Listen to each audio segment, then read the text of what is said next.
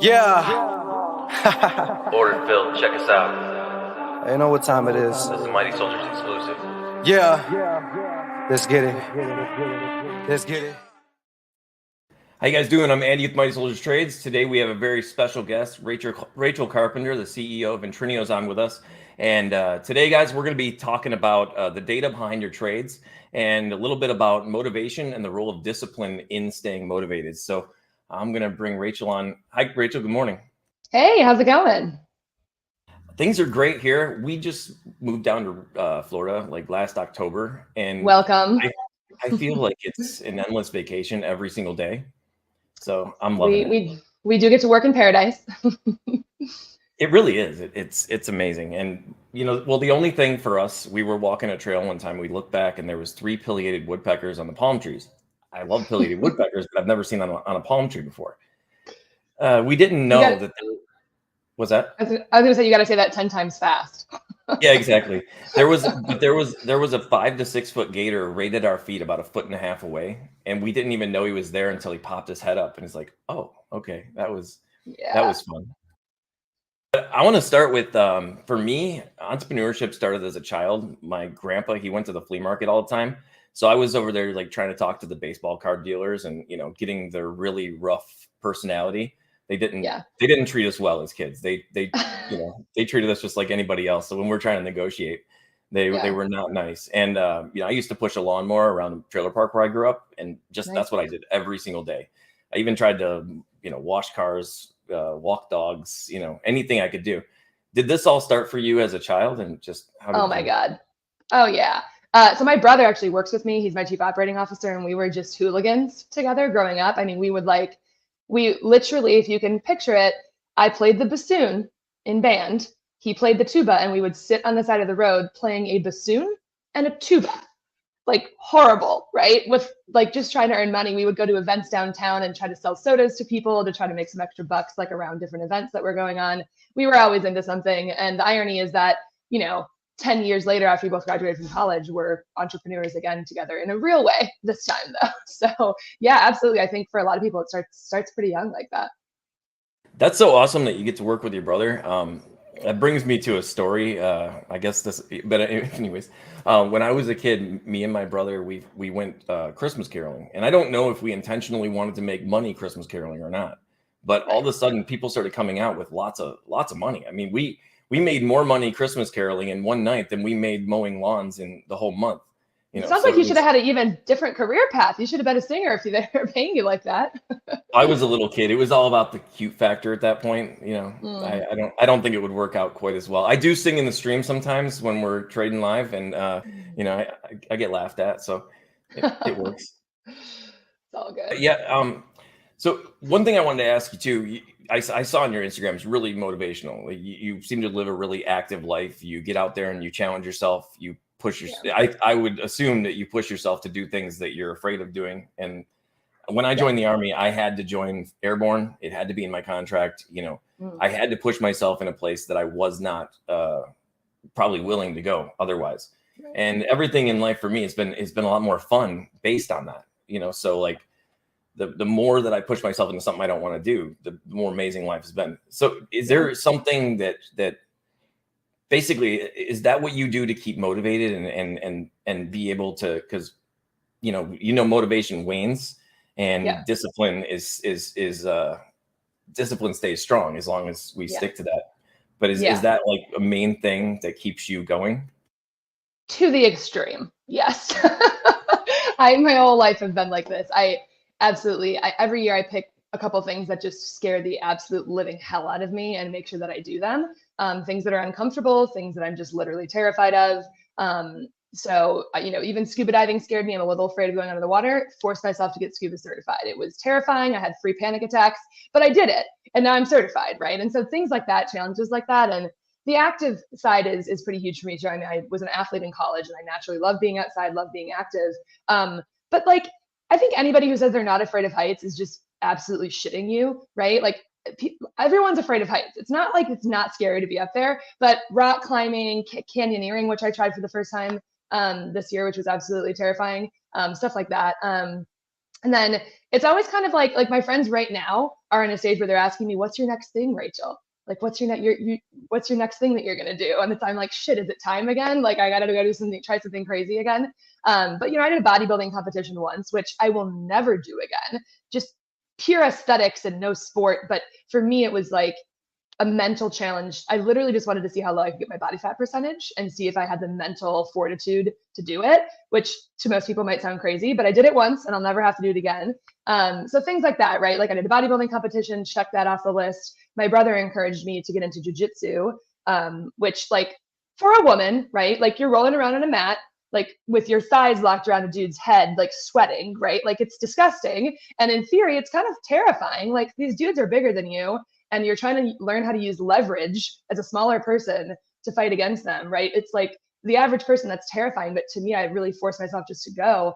Sadly, it was right before COVID. So I got a year of training under my belt and all the gyms shut down. And to your point about discipline, I haven't gone back yet. So, but that was just kind of another challenge in the book was, our body is our last line of defense. It's a weapon. We should know how to use it. And so even especially for women with self-defense. So from outdoor canyoneering to bodybuilding to jujitsu to all of it, there's just, I don't like to be bored, right? And I do like to challenge myself because it kind of, to your point, it keeps you in that state of heightened awareness and just the ability to kind of act and keeps you alive. Reminds you that you're alive. It's kind of like be aware of your surroundings and stuff. You're more able to be aware of your surroundings if you're putting yourself in unusual surroundings. If you're in circumstances where anything can happen and you're not used to that thing, I think it really helps. Me, I got hurt in the Army a long time ago, and this was a major uphill battle for me. There was a point when I had a ice pack on my head, TENS unit on, and a heating pad all at the same time, with pills that just did not work. And just pushing myself and getting outside to walk a trail, that was the beginning. And it's like, wow, I feel so much more alive just doing this, just being able to get out here. So I started doing that every day, and then more and more pushing myself until I get back into life. I already told you that doing this whole live thing, that was not something I saw myself doing. But, Benzinga invited me to come over there on live, and it was like, yeah, I'll share whatever I know. I want to help people, Yeah, that's awesome. I love that.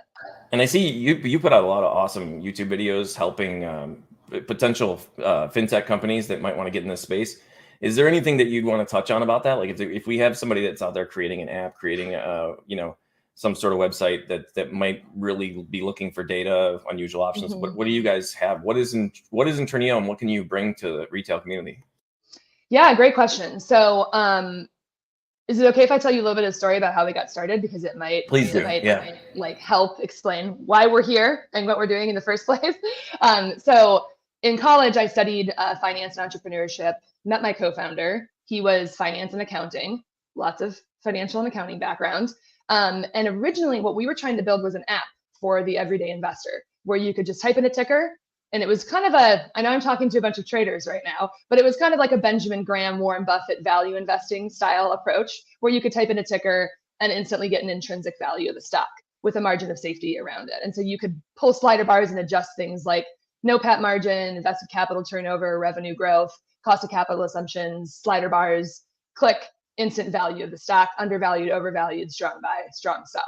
This didn't exist. This was like almost a decade ago now. And so apps and like automated tools like this didn't exist. And so our vision in the beginning was actually to build our own app, which has not what we're doing today, but because the whole thing went up in flames. And that's why we started Intrinio. So what we quickly realized was that to do any type of analysis like that requires massive amounts of data behind the scenes. And we didn't know, we knew a lot about investing and finance, and we both taught ourselves how to program, which was an absolute nightmare, but we did it and got the app built, right? But there's so much data in the background. I mean, we were screen scraping from thousands of websites illegally just to get the data we needed, right? Because at the time, we didn't realize like the lifeblood of all these trades, of everything that's happening is data, right? Like it's the blood that runs through the investment system.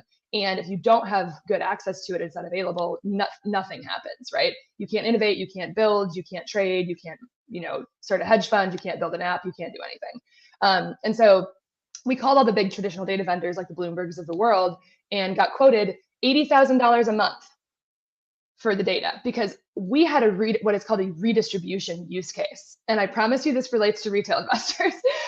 So if you're just buying data from these guys and crunching it internally, they're not that afraid of you, right? Like you're just using the data internally for your own analysis. If you're buying the data and displaying it or redistributing it inside of an app where other users are going to look at it, they're really fucking scared of you, because you might use that data to build a better tool than they have, right? And so you can cannibalize some of their products, like the terminals and the workstations that a lot of investors use. And so we were the ones they were afraid of. We were really motivated fintech engineers who wanted to build apps for investors. And that's why they slapped all those redistribution fees. They really don't like the data to get out and get displayed anywhere. And if it is, you have millions and millions of dollars of redistribution fees, right? And so you can think about like, what do retail traders need, right? Like they need tools. They're not going to be able to subscribe to a Bloomberg terminal, right? They need to be able to see the data in front of them. They need charts, they need analytics, they need tools, they need easy ways to execute trades. This all lives in kind of like this app ecosystem level, right? Where you need people building those tools for you in order to give you access to the markets. But the people building those tools a level below need data to begin with, right? And so essentially what we realized was we can't afford to put gas in our own car. We just spent a year of our lives building an app and it's just sitting in the driveway and we can't put gas inside of it. Like the pure fury is hard to describe, right? Like an entire year of my life. What did I just learn how to program for? Like we were pissed. And sometimes if directed correctly, that can be a huge motivator, right? Right, yeah. The wrong direction, it can be really bad, right? But we were angry enough to figure out a way to start building a business that unlocked a lot of that data, specifically with the mission of getting it in the hands of the people that are building the tools that the retail traders and the retail investment community is using. So we're kind of like a layer beneath, right? Like the apps and the tools that you're used to using wouldn't be here if we hadn't unlocked the data to make it available to the innovators to build those apps. And so that is the most fun part about the job, is that we get to see our data come alive inside of like AI trading bots and options investment platforms and brokerage APIs and different things like that. So we are in a fun position to be on the forefront of all the tools that are getting built in fintech, and a lot of them are retail trading tools. Yeah, that's one thing I was going to bring up today. A big thing for me is I think that the world is too ready to say no, too ready to look for the no's, to find the exit, to find the way out. And I always believe in looking for the yeses. I won't accept anything less within myself. I just can't quit. If I get my sights on something, it's something that I have to continue to go for, even when everybody else is saying it's impossible. It's just, and I don't know. It's almost like I have this drive that I can't even get in the way of myself, and it's amazing. Yeah. But what you were saying there, that just brings that to mind. And I wanted to ask you though. Well, before we get into this, can you tell us any of the retail trading companies that you work with? I know TT Blackbox, I think that's one of them, right?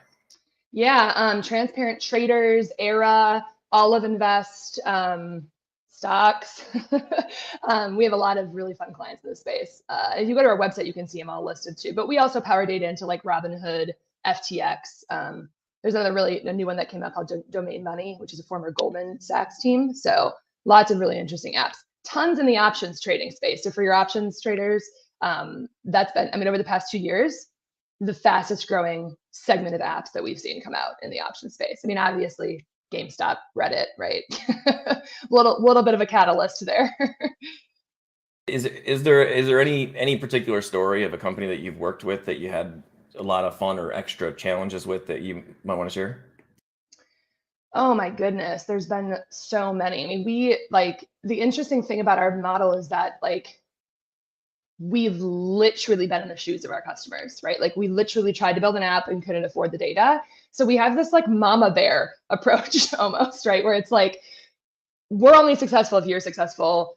If we don't just integrate the data and then good luck, right? Because if your startup fails, then we fail right alongside you, right? And so it really is this, like, it sounds hokey, but it is this like family approach to it, where it's like, the more our clients' apps grow and scale and get users, like the better the ecosystem is. And so there's this like strong sense of community and sharing and tips and tricks and best practices and co-marketing and co-promotion, right? Like the best way for us to promote our clients or to get new clients is to give people examples of how the data is being used, right? So we have our own podcast that we put out called FinTech, What the Heck, that my brother runs, and tons of promotions and blogs and use cases and studies. But yeah, we have a handful of customers that we've been with since the beginning, right? One is called Zigma, a super interesting AI kind of retail trading platform. And he's over in Europe, but like, we share investors, we share like operational strategies, we share talent, like we help each other fundraise. Like it's really kind of an open community, which means I spend a lot of time working with customers as a CEO because I get where they've been and I've been in their shoes. And so I know a lot of the CEOs personally of these apps that are being powered by our data. So I love it. It's not that scalable. I can't do it with every single customer we have, but we try to help out as much as we can, and it's a lot of fun. That is an amazing approach. I like, how you work together and you I mean, I was going to bring this up too. I see a lot of companies that, I see two different ways. I see there's either closing doors to competition, and worrying about competition and even putting energy into worrying about that competition. And I see that more as like a jealous boyfriend or girlfriend. That is never going to be the approach that I want in my life. It just doesn't seem healthy or happy for me, And on the flip side of that, I believe a rising tide lifts all ships. Like you've heard time and time again. It's I don't understand when somebody starts calling you competition when you can work together and you can better each other and you can lift this whole community. So I'm here for the community. That's my whole thing. Like I believe if you have something to provide in the trading community and you want to come over here and you think you're a direct competitor to us, no matter what we're doing at that time, I'm more than willing to bring you in. I had a friend, Mac. He was an 87-year-old guy. He was in the ceramics business. And what he did was he created this new assembly line. This is a long time ago for this whole business. And when he created this for himself, but then he called and reached out to his competitor. Not only did he go and build it for him, I mean, he put it together, he gave it to him, he didn't sell it. He helped his whole entire business without, trying to go, without trying to sell it, without trying to be better and destroy his competitors or anything. He just went and did that. And as a result, he started getting more calls from that other guy's contacts and then their contacts. And his world just got so much bigger because he went and he gave something that otherwise he wouldn't do. Yeah. I love the jealous boyfriend analogy. And a rising tide lifts all ships. Might steal that from you in our marketing. That's a pretty good one. I like that. Yeah, I mean, it's really important for us to all understand this community is not, it's actually a small community. There's a lot of people here, but we need to be here for each other. And it's just so cool that we can learn together and share this stuff without trying to, get in each other's way to do it. But so rising tide lifts all ships. I like the jealous thing. That's how it hit me. It was like, why in the world do we want to create all this negative energy stopping and closing doors? Because when you're closing doors off to one thing, you're not opening up yourself to the things that you need to be focused on. I put my hashtag all the time, forward and up, because that's the only way I can go. I don't need to look over here and over there and worry about what they're doing. I can only go one direction and take each step. But so you always talked about the data and the companies that you've worked with, but you touched on the data and how you can get fines if you are sharing real-time data without knowing what you're doing.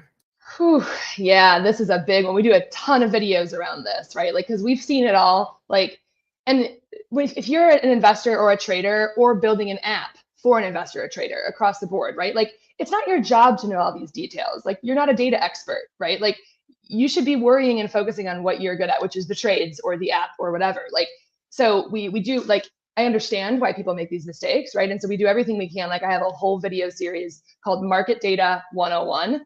Highly recommend, because like the amount of regulation and, like, part of my French, but like fucked up regulation around all the exchanges is insanity. Like, after the Dodd-Frank Act got passed, it's literally set up such that stock exchanges can literally charge whatever they want with no repercussions. So essentially, like, they file with the SEC for the ability to charge more exchange fees and more per user fees and more display fees. And the second they file, they can start charging it without getting any approval.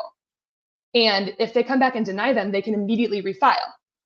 So you can see how it's literally like set up so that they can just charge whatever they want to. And so there's this trickle down effect, right? Which is like, the administrative burden, well, I guess let me back up and explain the exchange fees piece, right? Like almost every stock exchange charges exchange fees in and of itself, which can be very expensive, like thousands and thousands of dollars a month.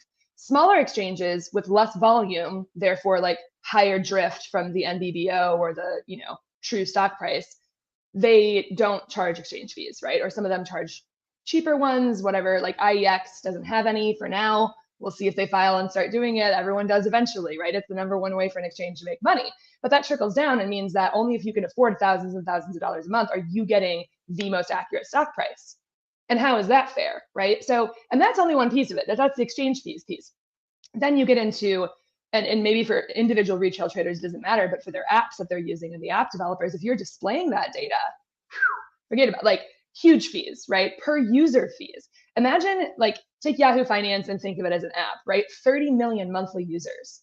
You have to track every single person who has eyeballs on that stock price, and you get charged a per user fee.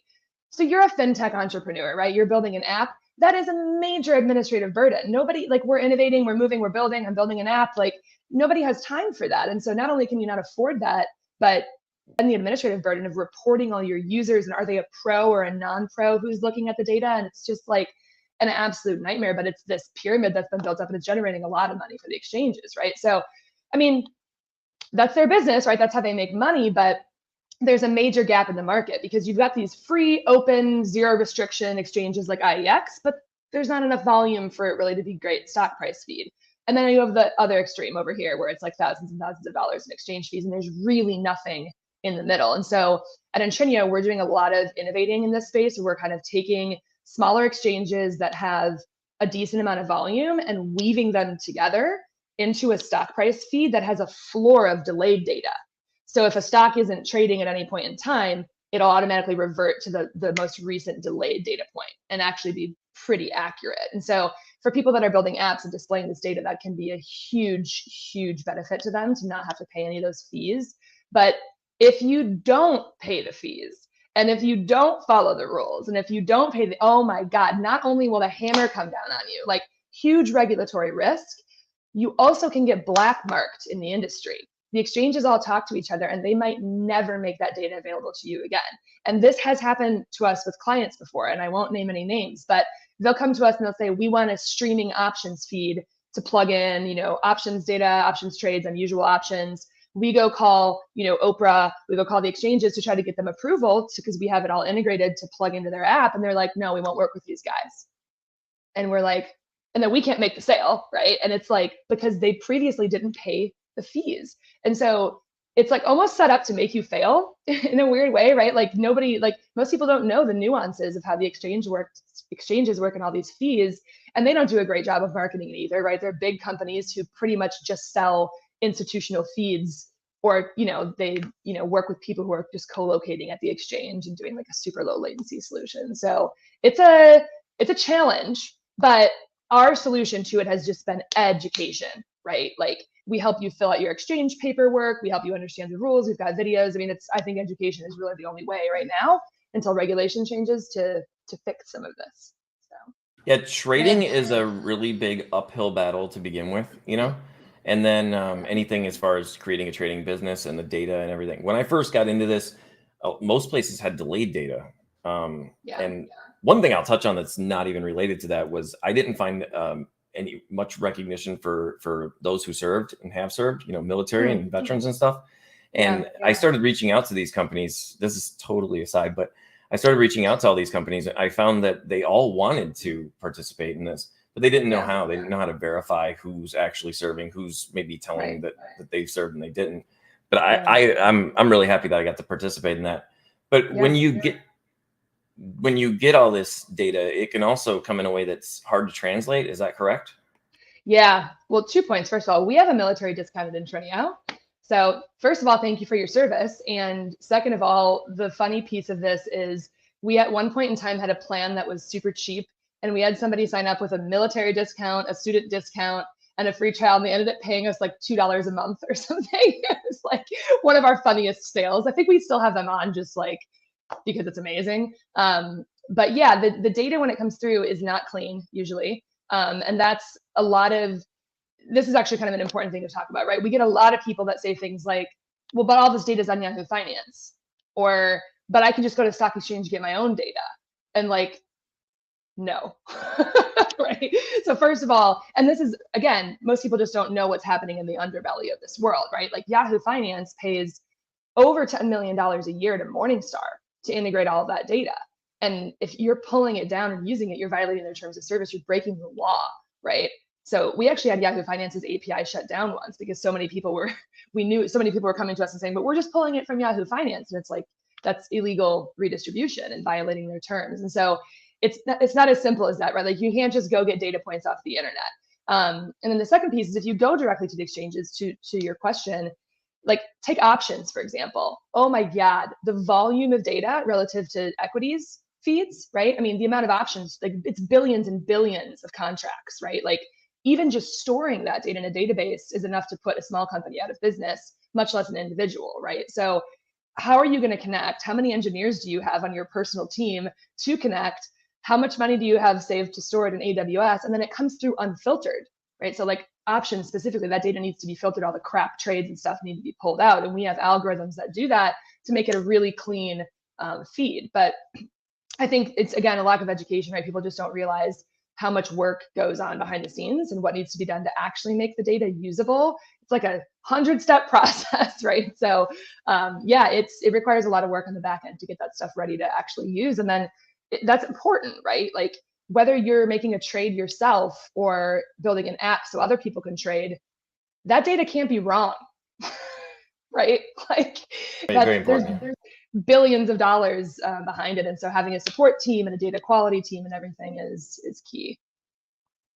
Yeah, so I saw one video where you were saying that your fundamental data, when it comes through, sometimes looks like gibberish. And I mean, that's pretty interesting. And I had talked to, I believe I talked to Quad before, QUODD, I think it is. And they were telling me that, it would probably be easy for me to get data through them at that point, but I would have to then have a program that can translate that data. Yeah, they're actually a partner of ours. So pretty soon you will be able to they're going to be distributing our data too. But yeah, so fundamental data, like this just illustrates how broken this whole industry is, right? All the 10Ks and 10Qs and financial statements up until 2009 were like, might as well have been like printed on paper, right? Like PDFs, like there was the data wasn't digitized and it wasn't structured. So there really was like, unless you hire an army of thousands of people to look at the data and manually plug it into a database, like you're not going to be able to really get access to it. And so there was this innovation that came out in 2009. Congress mandated that a lot of that like core basic data needed to be filed in a programming language called XBRL, which is just another version of XML. It just looks like HTML, right? Essentially, like now instead of having a PDF, you can actually have tables of data and structured data that you can programmatically go get access to and pull down. So that was the first piece. It's like, okay, now the raw data, this is a good solution, right? We've solved the problem. We can go get the data, pull it down pretty easily. The problem was only just beginning because getting access to the data is one thing, but no two companies file their financial statements the same way, right? Oracle reports cloud computing revenues and hardware revenues and software revenues and consulting revenues. Apple's accountants just choose to say revenue because there's no rules, right? Like you can call it whatever you want. So the taxonomy for the names of the line items, revenue, operating revenue, expenses, it's over 300,000 items long. Our system has seen over 300,000 unique names for just the faces of the financial statements, right? And then you think about doing that on a global scale, right? Like, so it's another example of, yes, you can go to the SEC and get the data. Of course you can. It's open, it's free to investors. Is it actually usable, right? You won't even be able to compare revenue between two companies and an own company's revenue over time because the data is not standardized. And so that's another place that we focused on automating, again, with the goal, right, of like, let's not hire 10,000 people to do this. Let's use machine learning so that the costs get passed on to our end users and we make it more accessible to everybody. So Born to Be Free says, are the trades that are considered crap thrown out, or are they still considered in the scope of the collection process? We filter those out. So they are like crap stuff is completely filtered out. Yes. Good question. Nice. That was probably very difficult to get to that point, I'm sure. It's tedious, but we did it. Yep. And then, yeah, like when we're looking at the charts, a lot of times, sometimes right after hours or something, you'll see a big spike, it'll be right back down, and we don't know, like, is that real? Did the price actually go there? Why did it do that? And I think, and new traders just really don't know a lot of this. And I don't know, I had my own problems with that, as execution errors. And then, am I understanding what I'm actually reading? I was a fool, and I just started putting my money in. I just, hey, let's just click some buttons. This looks like fun. One way to learn. I've always learned the hard way, and I think it works out pretty well for me.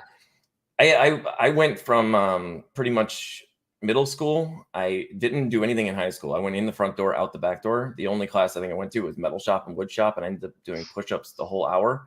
The only reason I started to go to high school was because I was in wrestling and I wanted to be part of that, And then I went straight from that into I tested pretty good for a GED, going in the military, came out, and then I tested for to get into a nice university, Lawrence Technological University. And when I don't know, when I went there, it was just I showed up in the classroom and didn't have a clue. I was starting from nothing because I didn't really go to school, and I didn't really do any of this stuff. So I'm going to school for mechanical engineering. I've had barely any community college at all. Last math class I had was in like 8th grade or something. And now here I am going and trying to do calculus, and stuff like that soon. I did do the like I said, the community college algebra, but the point is that I was thrown into this and I caught up pretty well. Like these kids had, when, they were like top of their class, and here they are. And I'm like not even a class, and I'm coming in there, and I caught up. My first trigonometry class, I got over 100%. I was just amazed. It's like, how am I doing well at something that I never even showed up to? But I don't know. That's the point, is that it's if we just apply ourselves and don't know, you don't know what's going on, just get in there and try, fail. I failed a lot in trading. But also, it's a good example of just like how screwed the higher education system is, right? And that's actually one thing that I love about the trader community, is like just the self-direction and the self-learning. Like, this is not the kind of thing that you can go to school to learn how to do, right? Like, to your point, the community, the online courses, the apps, the tools, communities like yours, like that's where you can really learn to be good at this. And it's the same way I think about like how I hire engineers. I won't hire engineers.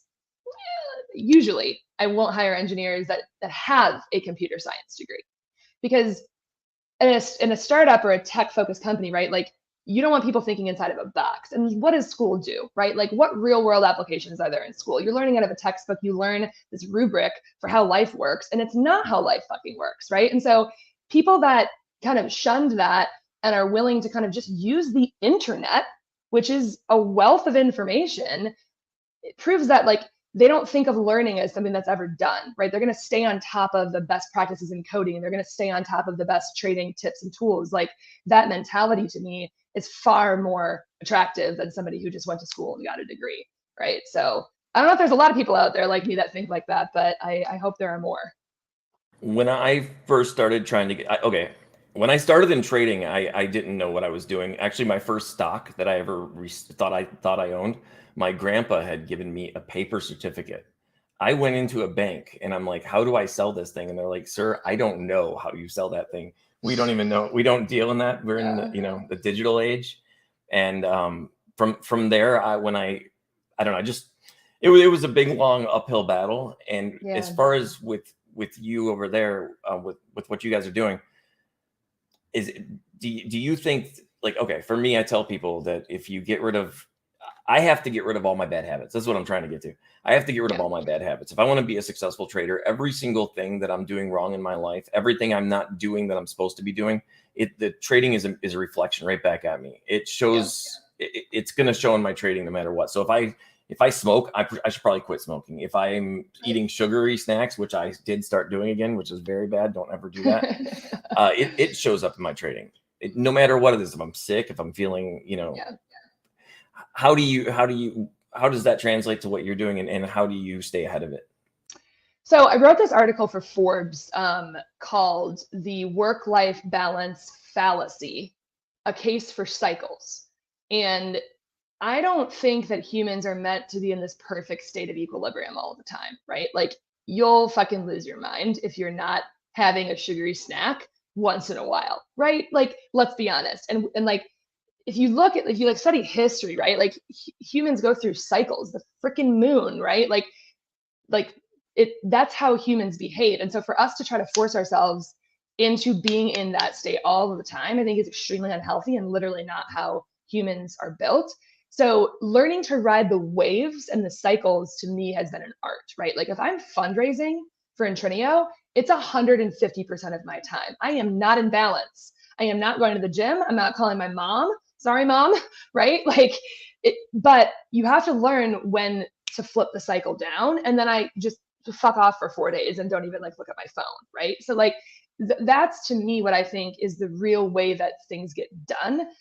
And there's caveats all around this, right? Because like to me, great things don't happen in times of balance. Like we didn't land on the moon. Those guys weren't making it home for dinner with their wives, as an example I use all the time, right? So if you are really focused on something, it's okay for you to not be perfect in every other area of your life, right? Like and letting go of that like thing we do to ourselves where we're like, oh, you're failing, you're bad, you didn't make your bed this morning, like whatever. It's okay, fuck it, right? Like you're in the zone right now, you're working on something big, but finding that like the caveat is that you can't like die, right? Like you can't eat so many sugary snacks and like never go to the gym. Like there's caveats around that. And then also like knowing when the cycle should go up and down also, right? Like and also it's like a sine wave, right? It could be stretched. Like how long are your cycles? Like at what point do you need to shut it down and take a break and get back into a routine and get back into balance? So it's a bit of a far out perspective, but in practice, that's actually what I think works and how most people are naturally meant to behave. See, with me, I locked myself into a little room every single night. I would have a drink and just turn on some YouTube videos. I would listen to audiobooks, read books, whatever it was, and just kept going. And then every single thing was the same thing I told you, like with going to school. I didn't know what I was doing with building a website. I probably still don't have the nicest website out there, but it was fun for me to learn. And I was going nonstop. Everything was just amazing, no days off mentality. And then I have three hernias literally at the same time. And I ended up getting, I believe, what was COVID, and it amplified all my pain in my body. So at that point, it like hit me psychologically in a way that I said, you know what, for my mental health, I have to back up, calm down, and just not even worry about this right now. I couldn't worry about public and just continuing any of that. So I had people calling me, Andy, do you want to do this? We have this event and whatever. I'm like, my whole thing was never say no. You touched on that before too, but never say no, just go out and do it. And it got to a point where I was like, nope, I can't go do it. I have to back off. I have to just live for myself for a bit. Since I've been getting down here, it's the opposite. Now I'm like on the beach or trails or something every single day. And I maybe need to push myself back into the other area of life, but balance, right? Balance in the cycles. Balance and cycles. Exactly.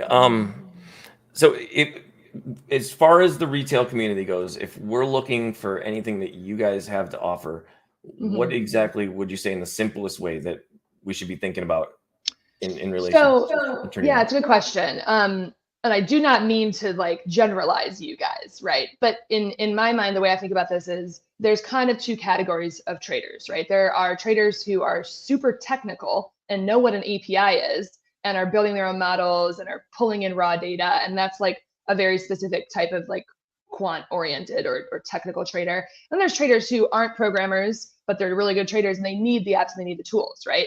So in that bucket, right, like it's tough because our product is an API. We're very much a white labeled backend infrastructure API delivery of data company. And we obviously sell a lot of data to people who build apps, but we also sell data to quants and higher net worth investors who just pull in the data and plug it into their models or their own dashboards or doing their own stuff. So we do that a lot, right? And so we have a bronze plan, which is super affordable, especially relative to a lot of the other providers out there. And it's a little bit whittled down, but it's got everything that you would need if you're doing equities or options. We're going to be releasing ETFs and earnings estimates and a few other interesting data sets to the extent that that helps with your trades and your analysis. But right, if you're technical, come try out a bronze plan, right? Like we'll give you free trial, we'll let you pull down the data, if you're not technical, I would encourage you just to like follow us on YouTube and look at our website because we're a channel into some of the cool apps. like our customers, right? Like just staying on top of like our podcasts and our YouTube videos and our case studies and our website, you'll discover like some of these companies that are buying data from us are building like insane tools, like unlocking like AI insights and all kinds of really cool interfaces for traders that like we get to see these apps before anybody else does at Intrinio because like they're early in their building. So like you guys could be some of the first to be using these tools, which is really cool. There's like nowhere else. Like think about when you're building an app, like the data provider is the first person to see what they're building, right? Because they have to integrate the data before they even go out to market. And so you can kind of get a really cool look into what's happening in the app space out there and different tools for you just by looking at our customer base if you're not technical. So I would say those are probably the two easiest ways to check us out. And you have equities data, options data, futures as well? We have a partner that has futures data, so we can absolutely set people up with packages for that too. Okay, that's pretty cool. I mean, I like the whole idea that anybody can come into this like I did, and you can learn, like you said, API data and everything. Mm-hmm. And before long, you're creating your own. I see many people creating Discord bots and just creating their own apps or widgets, programs on their websites, and it's really cool. It's a whole other area that we provide value to each other, and that's what I'm all about, is just providing value, whatever we can do to help the community. So bring it full circle back to that. And yeah, I mean, basically that's all I really had for you today, and I'm really happy that you came on with us today. I just love your attitude. I love that you're kicking butt and you're out there, pushing yourself. I'm a little crazy. Instead of just going out there and repelling, which I did, and that was really fun in the military, but I owned a bunch of venomous snakes at a certain point, and like I like to get myself too close to danger, I think. Yeah. I had to get rid of my fast cars and motorcycle because I was getting too crazy with that too. But it's, like you said, cycles. Sometimes it's push and sometimes it's pull back. Go fast, don't die, right? I was having I had a Harley, and I had a problem where I was starting to drift around the corners, and I couldn't control myself. I was just getting too excited to get out there and have too much fun. And that's next on my list. I signed up for motorcycle class. I just haven't taken it yet. So that'll be my next thing. Thanks for the reminder. The drivers here, though, be careful if you're in Florida. Wow. Yeah. I've never seen so many accidents. I've never seen so many. We see in the news like another death on one or something. It's like insane. I just live life to the fullest and push it and exercise, live healthy, but like you said, balance and just get out there and try it. Absolutely. But thanks so much for joining us, and we'll put any of your links in the description. I'm super happy that you came on here with us today. Yeah, this was fun. Thanks for having me. Have a good day, Rachel. Have a good day, everyone.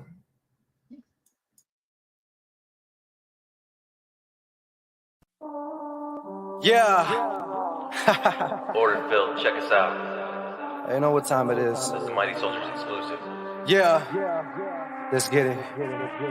Let's get it. If you wanna take it to the streets, let's get it. If you wanna take it to the booth, let's get it. I'm about to take it to the top, let's get it. We ain't never ever gonna stop, let's get it. You ain't never heard nobody spit like this. Call the paramedics when I get like this. Front page news when I wreck like this. Hop in the booth and I wreck that shit like, If you with the squad, then you already know what's up. It be going down, but my account is going up. I'm about to make another 100,000 bucks. Rolling up that chain, I'm about to take another puff.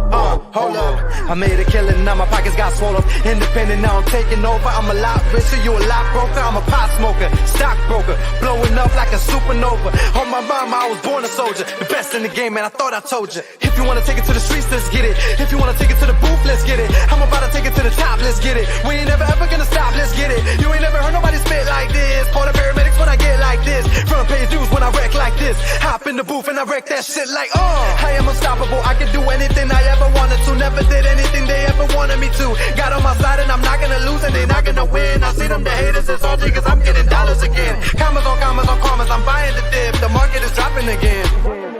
I can see him hating from the sideline. If you see a hater, tell him bye-bye. Watch my money grow, grow, grow, grow. And my wifey like, whoa, whoa, whoa, whoa. Whoa, somebody better stop me cause there ain't no competition and I'm coming for the top position, obliterating the opposition. Every time that I jot it in the composition, everybody wanna stop and listen cause I bring it to you hotter than the oven in your mama kitchen. I'll be getting here like a politician. I'ma get bread when he stack looking taller than Scottie Pippen. Ain't nobody ready for the Armageddon when I pop the clipping. I ain't playing, I'm spraying you brain. I'm bringing the pain like Damon Wayne. You disappear like David Blaine. I'm dropping bombs, Saddam Hussein. Stop and aim, pop you lames and pop champagne. I ain't playing, so stop the games. You know the name. If you wanna take it to the streets, let's get it. If you wanna take it to the booth, let's get it. I'm about to take it to the top, let's get it. We ain't never ever gonna stop, let's get it. You ain't never heard nobody spit like this. Call the paramedics when I get like this. Front page news when I wreck like this. Hop in the booth and I wreck that shit like, yeah.